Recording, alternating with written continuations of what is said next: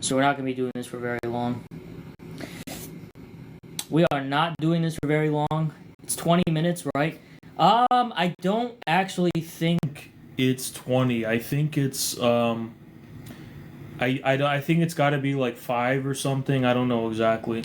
Anyway, we have hit the requirement for the 5th day, so I have to do this tomorrow and the day after, and then basically we can start doing like spontaneous TikTok debates, which will be really cool, right?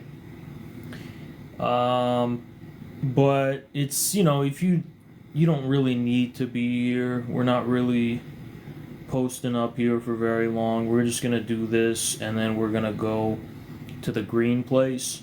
But what I'm gonna do here is actually talk about something really quick that's super simple and super easy to understand. And this is for beginners and maybe people scrolling on the algorithm. Maybe. Anyway, let's talk about the so-called labor theory of value. I'm just going to briefly talk about this in a way that'll be very simple to explain to people who might have some questions about what that is or how it even makes sense. And so we're just going to get into that super quickly, and then we're going to get out of here, and then in like 20 minutes we're going to go to the green place. All right. Okay, so there's basically no one here. But that's okay. We're just going to go ahead and do it anyway. So, fuck. This is kind of stupid. I think we've already hit the requirements, so technically I can end this now, actually. Alright. Alright, let me simplify a big talking point. I'll just, for all those that are, 40 people or whatever that came, I'll just give you something really quick. So, a lot of the time people are kind of baffled by the question of like, why is labor the source of value specifically? Like, why not, what if robots did everything? What about, scarcity and so on and so on. And I feel like this question is not intuitively clear in the 21st century to people, especially in a society that's increasingly automated and where we don't have a labor-centered civilization or society. It seems like, at least, that we're all on our phones all the time and so on and so on. So I'm just gonna very simply explain it in a way that's just gonna make a ton of sense instantly, and then hopefully you will be better equipped at being able to justify, Marxism or Marx's engagement with the labor theory of value seriously. So, first things first, what is the labor theory of value? It is not a theory of who should be entitled to wealth. That is a recent interpretation that came from the internet somehow, where people said, well, labor is the source of value because the people who actually made it happen, without them, it couldn't have happened. Right? Follow me here, right? A lot of people don't understand why it was said that labor was the source of value, and typically they'll do it by centering the laborer as having been a necessary use value for the realization of a given product or service. And that is why intuitively it has become very easy for people to, apply the LTV to the service economy and say, well, if it wasn't for the nurses, the hospital wouldn't run, and if it wasn't for the janitor, the floors wouldn't be clean. And that is how a lot of people have come to understand what the LTV is. I'm not going to make a judgment about service sector or whatever. I'm just kind of going to explain why that's not a correct way of understanding the labor theory of value as it was articulated by the classical political economists and by Marx himself. So the first thing I'm going to do is just kind of simplify it for you and make it really easy to understand. So Marx, in, I believe it was Private Property and Communism that he wrote this. I could be getting the wrong text, so forgive me for that. He says something that is not very clear if you don't have context. He says, labor is the subjective essence of private property. And what does that actually mean? Labor is the subjective essence of private property. What does he mean by subjective essence? Well, it's very simple.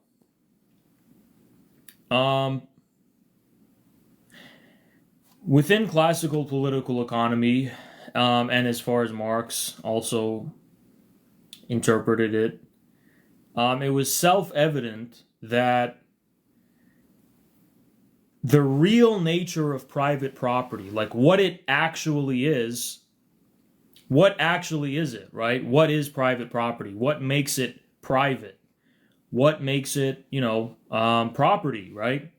That's really where you have to start to understand the labor theory of value, is just private property.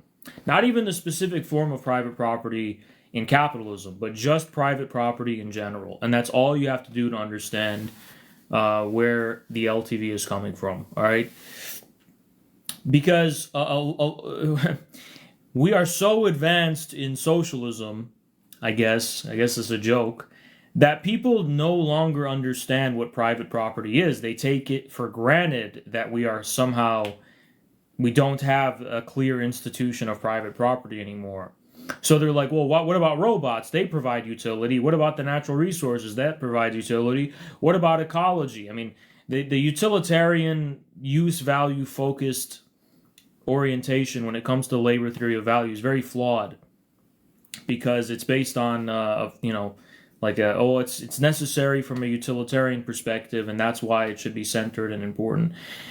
But then it's kind of arbitrary. There's a lot of other things that are... And then you hear people say, well, if it wasn't for the imagination and the skill of the entrepreneur, then, the enterprise also wouldn't function. So it's just kind of a wrong place to begin.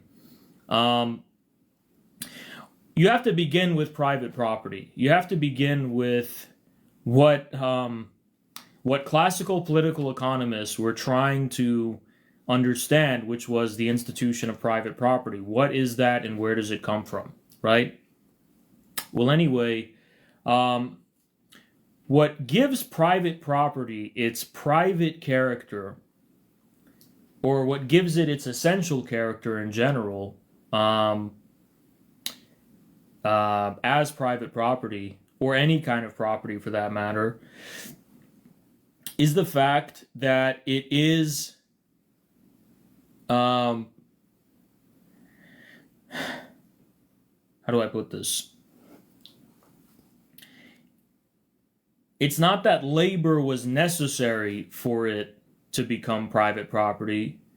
It's that it is a form of the realization of labor, and what gives it its private character in the first place, why it's private property, is that it reflects the labor of some being or some individual in particular. Now, in classical political economy, they were beginning with a methodological individualism that centered the individual producer. So the individual producer produces something, and it is objectively theirs. What makes the product theirs is not a law that entitles them to that product. It's not rules of justice and fairness that entitle them to the product.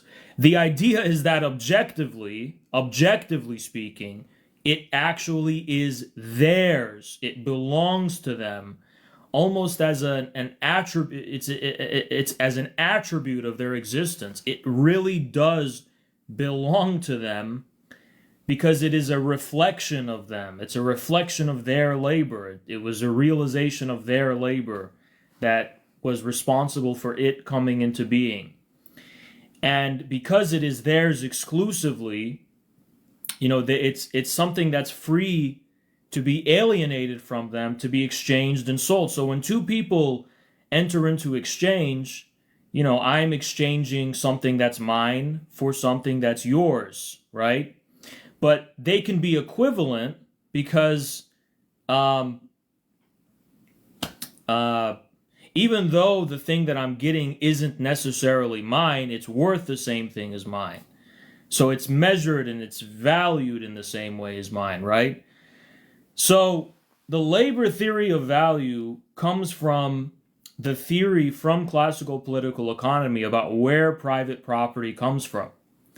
If this thing is the product of a given producer, small holding, freehold, peasant, whatever, it is theirs on the one hand in the sense that it is literally theirs. It bears the markings of their intervention and within nature to bring it about.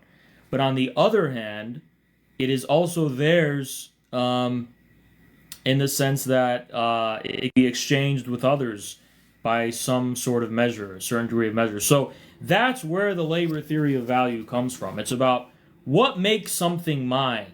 Like, think about it. Private property. What makes something mine? Now, on the one hand, you could say it's because I use it. Okay, but what gives you the right to use that thing? What gave you the right to use it? And I think most people in the age of the internet, it's kind of ironic, will be like, well, maybe they discovered it first. And by virtue of having discovered it first, that's what makes it theirs. But, and that's because that's kind of how the economy on the internet, when it first, emerges, and even now kind of works. On the one hand, there's intellectual property, there's the patent system, and then there's, I discovered this website domain, so it's mine now, I invented the domain. So that's kind of why discovery and information has clouded people's understanding about the origin of private property, as I historicize it and attribute it to the rise of the internet. But in any case, when you think deeply about the question of what makes something yours, having discovered it first is not very meaningful. Okay, you were the first person to see it, or the first person to step on it. Well, that doesn't objectively imbue it with something that is yours in particular. It doesn't bear the mark of something that is you, that is from you in particular. Sure, you were the first to discover it, but it is not like physically or metaphysically yours,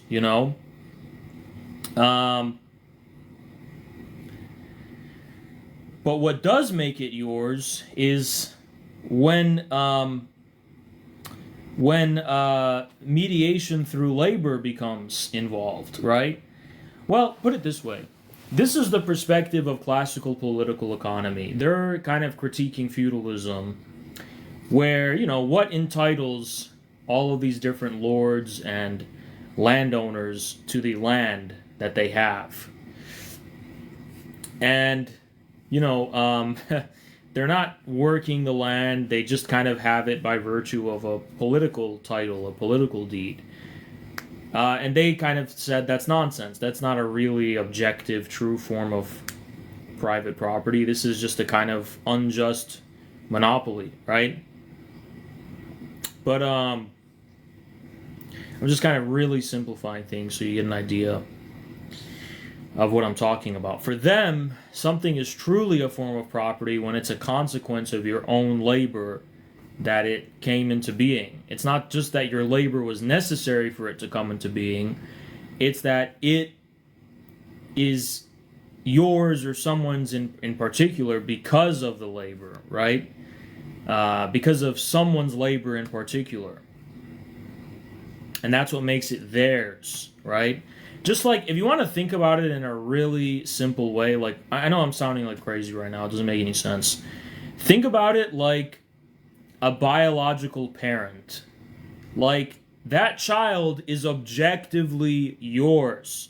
You don't have to claim the child. You don't have to, whatever, subjectively agree, but like objectively, that's yours, right? I think that's a good way of understanding where the LTV is coming from when it comes to the significance of labor. Like, and that's also, but keep in mind, that's also what gives it its private character for bourgeois property now, right? Because in the bourgeois view, there's a methodological individualism where all individuals are free citizens and they have liberty. They're not, their activity is not being defined by some kind of horizon of communal existence. Whether that's the medieval communes or even slavery for that matter. The product of your work is yours. This is the bourgeois view, obviously, because it's not just a matter of like it should be yours or it's more morally justified for it to be yours. They have the methodologically individualistic view that no, it literally is yours, right? Just like we would say that person is your biological son. Again, it's not morally they should be. It is. It's objectively is, right? And that's where the LTV was coming from. And ironically, the LTV begins with the methodological individualism of the bourgeoisie, of classical political economy. That's what its origins are. So it's very ironic that today it's associated exclusively with Marx and exclusively with a critique of capitalism, when in its inception it was a bourgeois way of justifying a private property, right? Or what private property is. So anyway, I don't want to talk about this anymore because it's boring, but we reached our requirement, and ain't got much else to say. We are 18 minutes, and then all right. So we'll be back tomorrow, and then we're just doing this to reach quotas at this point. All right, I'm gonna go on the green place in approximately 15 to 30 minutes. So see you guys there.